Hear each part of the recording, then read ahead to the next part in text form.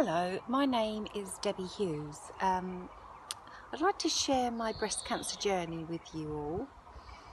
About 3 years ago now, I had a letter come through the post asking for people in the area to come along for a mammogram.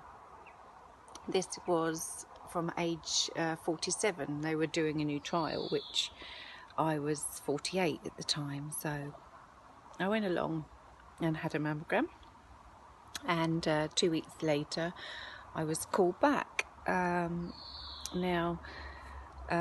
They did some more mammograms with a bigger lens, and they showed up a tiny little dot in my breast, so they wanted to take some biopsies, and they scanned me with an ultrascan, and from this ultrascan you could see a tiny little beam of light which didn't look at all worrying.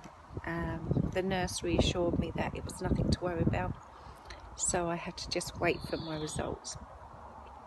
Now, when I went back 11 days later, they confirmed that it was a lobular breast cancer, and they wanted to do an MRI scan just to see what size it actually was.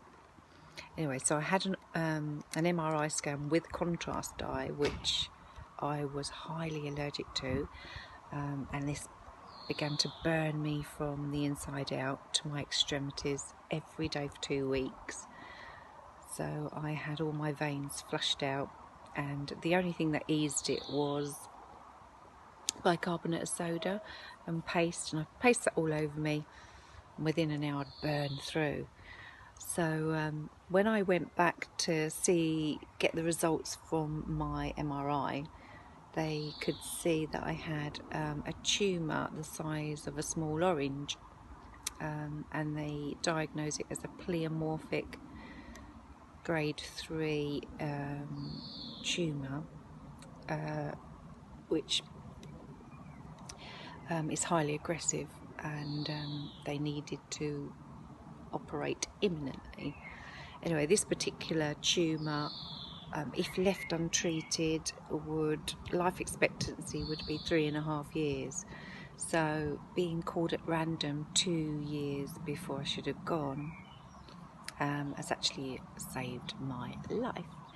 So I then had a left mastectomy, which they took away 2 lymph nodes, and they were malignant, so I then had to have a full lymph node clearance, which you get this cording, which is the tightness of your ligaments under your arm, which is hard, but got through that. Then I had a whole summer of chemotherapy, which I lost all of my hair, all of my nails, sores, quite tough, but we got through it. Then I had I think 25 days of daily radiotherapy, but because it's a high risk cancer, they then wanted to remove my right breast, so I had that removed, and then I got a seroma, which is a pocket full of fluid which filled up daily, and I had to have it drained, which was really painful, but once again it did heal. I am actually not going to have any reconstruction. I have got knitted knockers, as you can see there. There you are, my knitted knockers. They are quite adequate at the moment.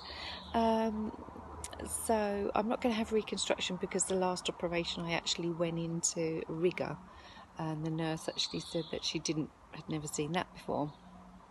However, I'm living proof that you can come through all of this traumatic experience in life and live to tell the tale.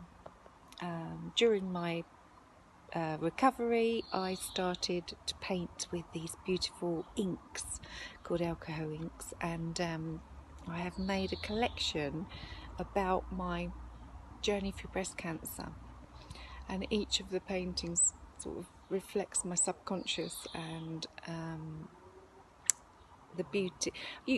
When you've been through something like this, you actually appreciate the love of your children and your family and your friends and all those people that were really there for you throughout your journey, and you see life through different eyes and you see the beauty in the smallest things.